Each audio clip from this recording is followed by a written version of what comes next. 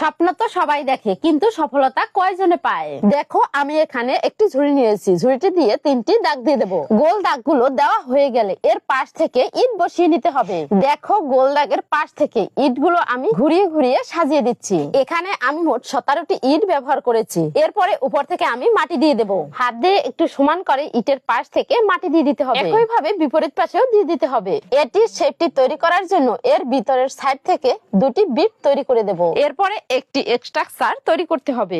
এই চেরাগুলোর উপরে একটি গোল রিং বসিয়ে তার উপর থেকে আমি মাটি দিয়ে দিচ্ছি। তারপরে একটা লেভেলে সম্পূর্ণ জায়গায় আমি মাটি দিয়ে দেব। সব জায়গায় মাটি দেওয়া হয়ে গেলে হাত দিয়ে একটু সমান করে দিন। তোমাদের কাছে এ পর্যন্ত ভিডিওটি কেমন লেগেছে কমেন্টে জানাবে।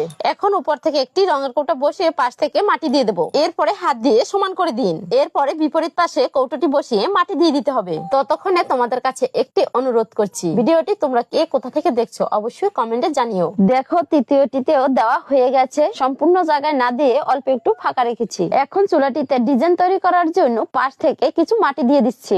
এইভাবে চারিপাশে ঘুরিয়ে ঘুরিয়ে দিয়ে দিতে হবে। ভিডিওটি এ পর্যন্ত ভালো লেগে থাকলে অবশ্যই একটি লাইক দিয়ে দিও। বন্ধুরা, তোমরা যারা আমার আগের ভিডিওতে লাইক, কমেন্ট এবং শেয়ার দিয়েছো তাদেরকে অসংখ্য ধন্যবাদ। এবার সম্পূর্ণ জায়গা আমি সমান করে লিপে নিয়েছি। এখন উপরের সাইডে ত্রিকোণাকার একটি কাগজ রেখে দাগ দিয়ে দেব। এতে করে সুন্দর একটি ডিজাইন তৈরি হবে।